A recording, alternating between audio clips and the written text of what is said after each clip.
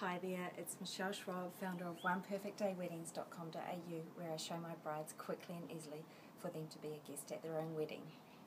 I'm often asked the tricky question, should we invite children to the wedding? Well, every scenario is different.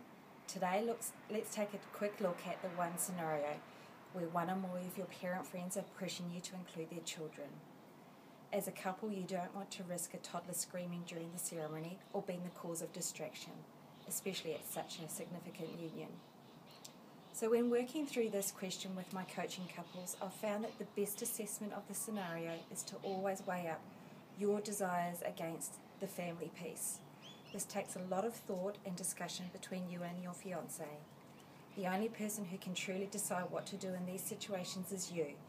You know the nuances of your guests' personality, and you know how they react and how they'll behave. So when thinking about or going through your guest list, think about the logistics as well. Are your guests local or not? If you have parent friends that could come in from out of town for your wedding, the situation is definitely more complicated. You are under no obligation to invite children, but no matter your decision, some of your guests will disagree with you and others will totally respect your decision and won't be offended. You consider a compromise, such as having children at the ceremony and the cocktail hour, but not at the reception. So I do believe the key word here is compromise. So welcome to the world of married life. If you have decided not to have kids at your wedding, and you probably have your reasons, I recommend you word your save the date and or invitation in such a way as to come across as affectionate, warm and friendly, and provide childcare information that they can trust. Then you won't need to worry about how your guests perceive you as a host. So your one perfect day wedding assignment this week. Firstly, consider if your adult-only wedding is going to be relatively straightforward for the most of your parents on the guest list.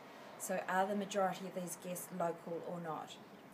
And if you've decided not to have your kids at your wedding, let them know smoothly by knowing them early that you've made an overall decision. You can simply do this by composing a simple sentence that goes at the bottom of your invitation that is warm and friendly. You'll find some of these suggestions on how to politely say that children aren't invited in your One Perfect Day wedding planning system. And thirdly, if your friends are travelling to your adult wedding with kids, then the right thing to do would be to provide childcare information, something that they can trust. And if you have any new mums, still nursing, still breastfeeding on the guest list, then consider bending the rules for no kids for these particular mums. They deserve it. I will see you next week. That's your assignment. Bye.